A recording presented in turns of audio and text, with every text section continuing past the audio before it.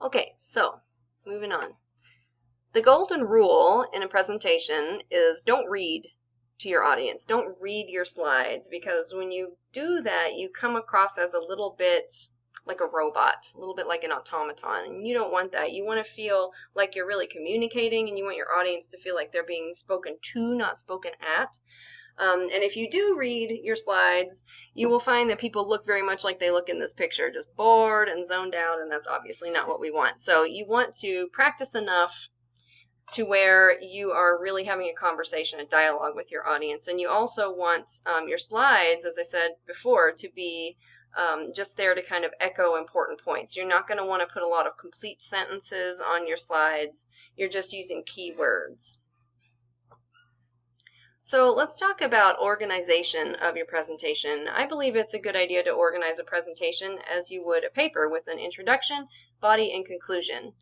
So let's talk about an introduction. Obviously, the purpose of an introduction is to be the first impression.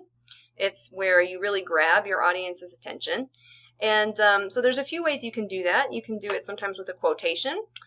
Sometimes if it's appropriate and if it's an informal setting, you can do it with a story or even a joke. More often than not, though, for the types of presentations that you guys are doing, you're going to grab your audience's attention with statistics that show the importance and relevance of your topic, that show your audience why the topic should be important to them, why they should care. So in a scientific presentation, that's usually more appropriate than an anecdote or a joke or a quote. You're also going to briefly preview your main points in the introduction. And you should follow what I call the no surprises rule. Basically what that means is that there shouldn't be anything important in your presentation that doesn't get previewed in your introduction. And there shouldn't be anything that you promise in your introduction that you don't deliver in the presentation. That does happen sometimes. It tends to happen when we write our introduction first, and then we end up adding things or taking things away as we go, and then we forget to change the introductions. So it's a good idea when you have completed your presentation to do a quick inventory of your intro and your purpose statement, and just make sure that it matches what's actually in the presentation, so you can follow the no surprises rule. And sometimes for some people it can be a good idea to plan your introduction word for word. Now I don't do that because I'm a very, very frequent public speaker, because I'm a teacher, obviously, so I do this all the time, and I just don't feel the need to plan word for word. But if you are new to public speaking, if you're nervous, if you're afraid that you might forget something, you really want to make sure to make a good impression right out of the gate, sometimes it's good to plan it, the whole thing, word for word, and actually memorize your introduction. Now, that said, you want to make sure that you're not coming across like a robot, you're not coming across like you're reciting something, so you want to practice, practice, practice, and make sure that you can deliver that introduction naturally, because first impressions are really important, obviously. So don't read. Practice. There's a popular structure for an introduction, and this works both for presentations and for writing projects as well, called Wake Up, This Concerns You, Generally Speaking. I like this structure. It's not the only structure you can use, but it's one of my favorites, and I think it works particularly well for presentations. So step one is wake up. This is where you're really going to grab your listener's attention. Something startling, something that makes a real impression. So sometimes it can be a statistic that's going to blow people out of the water. Here's how prevalent this problem is, or here's how much money this problem costs our healthcare system every year. Something like that that's going to really wow everybody. Whoa, can't believe that's true, that kind of thing. Step two is this concerns you, and this is where you show us how your topic relates directly to us. So if you're delivering to an audience of nurses, you might want to focus on how your topic is relevant to nurses, and maybe that's because nurses are on the front lines of patient care in this issue. Maybe it's because it's going to impact nurses, quality of life in terms of work environment. Who knows? It depends on the topic, but something in there to show the relevance to the particular audience. And then step three is generally speaking, and that's where you state your thesis. We talked about thesis statements earlier, and you transition into the body of the presentation. And that's just really as simple as saying, so let's get started, or for example, or whatever. All right, so moving on to the body of the presentation. And basically this is just like an essay, where every paragraph in an essay has a topic sentence that tells us what that paragraph is going to be about. Every slide should have a topic sentence that tells us what the point of that slide is. Now, you're going to do this in your narration because, again, you want to avoid complete sentences on your slides whenever you can, because you don't want people reading, you want people listening to you. So you're going to speak your topic sentence, not put it on the slide. You also want to use transitions, and in this presentation you'll notice that I've done this with section header slides. So, when we moved on to talking about organization, there was a slide that said organization, had a little picture of colored pencils on it and all that good stuff. You want to make sure that you're providing plenty of support for your main points in the body of your presentation. You want to back up your assertions with evidence. So evidence can mean a lot of different things. It can mean empirical data, statistics. It can mean anecdotal evidence sometimes.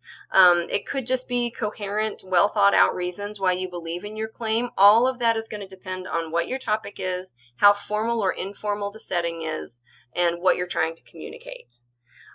More often than not, in a scientific presentation, you're going to want to emphasize your empirical information, your statistics, citing primary research on the topic, etc., etc. But it does vary, and there are varying degrees of formality, and different claims require varying degrees of support.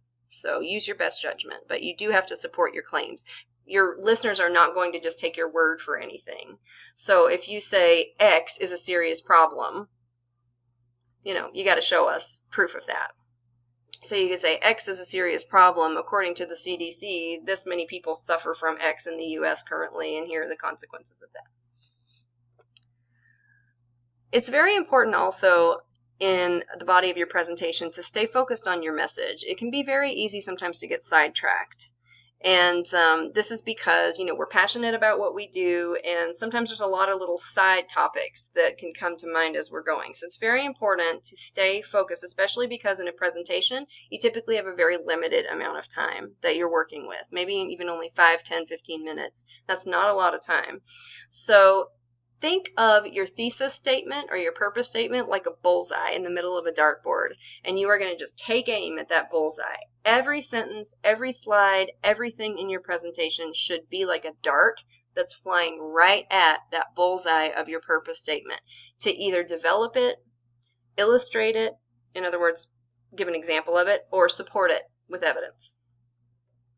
And just hold yourself to that standard as you're making the presentation. Do an inventory of that when you've completed a first draft of your PowerPoint or your Prezi. Go back and look at every slide and look at your purpose statement. In fact, I think it's a good idea to write your purpose statement on a Post-it and actually stick it on your computer, and then you can go and look at every slide and think, okay, does this relate back to my purpose statement? If not, it either needs to be developed more so that the connection is clear, or it needs to simply be cut. So another tip for message is to really maximize your impact with examples. Examples are stronger than explanations, and this is an important thing to remember not only for presentations but for writing projects. Examples are more powerful than explanations. You can explain something beautifully and very well and very clearly, but if you can tell a story instead that actually shows how that works, people are going to remember it 100 times better every time. Stories are memorable. They put a human face on an issue. They specify and they illustrate. How does this work? There's a rule in writing, show, don't tell. And I think this really exemplifies that. So in particular, if you are discussing something complicated or you're presenting a difficult idea to wrap your head around, an example can be a really good thing to use in that instance. And that's whether you're presenting or whether you're writing something. So moving on from the body to the conclusion of the presentation, the conclusion is there to wrap up and to kind of look toward the future or what the next steps should be. You should try in some way to signal that the end of your presentation is coming so that people know, now we're transitioning into the conclusion. You can do that just as simply as saying finally, or to sum up, or in conclusion, real easy. So in your conclusion, you should briefly review your main points. That doesn't mean that you go into exhaustive detail about anything, but you're just kind of touching on the bullet points, the main points. And your conclusion also is there, of course, to give a last impression. As the introduction is the first impression, the conclusion is the last one, and those are really of equal importance if you think about it. Oftentimes in both presentations and writing projects, the conclusion is the most phoned in, sort of afterthought part of the whole thing, and that's unfortunate because you really want to leave your listeners with something to remember. So because it's the last impression, the conclusion is a good place, in addition to recapping the main points, to remind us what you want us to think or do. So if there's something specific that you want us to believe or something specific you want us to do, remind us that in the conclusion. The conclusion is also a good place to take questions or comments. You can do this throughout, and some people like to do that, but it depends on the situation, is what I would say. If you are in a really large crowd, I think it's better to wait to the end, because if you take questions and comments all throughout when there are a lot of people there, you can really get snowed under fast. So if it's a large group in particular, I would wait for the end. I would also wait for the end if it's a particularly formal occasion, formal setting. I would maybe wait until the end to take questions and comments. Whereas if it's informal and there's not a lot of people there, if it's just a quick presentation for colleagues, then maybe you can think about taking questions throughout. You also may want to consider printing handouts, and this is because, again, you want to give people signposts, things that echo the most important points to really bring them home, but sometimes you're also really limited for time. So a handout can, elaborate on some of the things that you maybe didn't have time to get into in the presentation and give more detail. I'm not saying it's a necessity, but it's something you can do. Okay, so we've talked about content and we've talked about planning, and now let's talk specifically about design and layout and visual appeal, which is very important in a presentation. So for visual appeal, I like to use color. Have you ever seen somebody who just gives a monochrome, like black and white PowerPoint presentation, and don't you just want to check out because it's so dull? So I think color is good, but you don't want to go overboard with it. I would say to choose a consistent color palette, 2 or 3 colors per slide. Don't go nuts. You don't want it to look like the Easter Bunny threw up all over it or anything like that. Blues and grays and greens and earth tones tend to be neutral and calming, whereas reds and yellows, primary colors, tend to be more visually arresting. So it kind of depends on the topic and the vibe that you want to create. Just up to you. It's also a good idea to mix images and text because this adds visual interest, and that's another thing that you don't want to go overboard on, but it can really enhance the visual appeal of your presentation. So here are some things to avoid.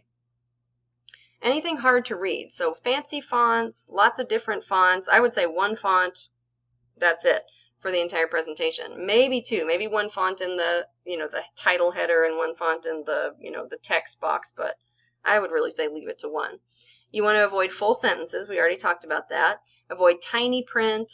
Avoid light on light and dark on dark because it's hard to read. Avoid animations. I just think they're kind of cheesy. And make good use of your white space, meaning the spaces between lines, and don't cram everything really close together because it can be hard to read. Look how awful that is. Talk about colors that don't go together. Bright red on blue, that's just migraine inducing. So avoid things like that. Just kind of experiment and see what is visually appealing. So for readability and visibility, a dark title on a light background or a light title on a dark background is best. And here's a pro tip. If you're in a dark room, if you know the lights are going to be off, a dark background and light text is easier to read. If you're in a lit room, a light background and dark text is easier to read. Good to know, right? So some more tips for making an impact. Put the most important information at the top of the slide.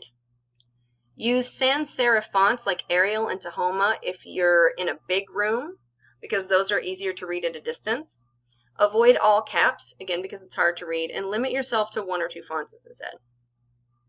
You also want to emphasize keywords and main points, and one easy way to do that is with boldface and underlining, but I would say to avoid italics because they're difficult to read, especially from a distance. Here's just some examples of some fonts, the serif fonts on the left and the sans serif fonts on the right. I'm partial to Garamond myself, but it's a matter of opinion. You also want to avoid backgrounds with complex patterns, sound effects, and as I said, fancy animations. So use your slide formats. It's important to learn what the available types of slides are and just experiment. So in the next few slides, we're going to look at some especially useful ones for nurses. But, take the time to experiment with all the different ones that are available in PowerPoint and, choose which ones work for you.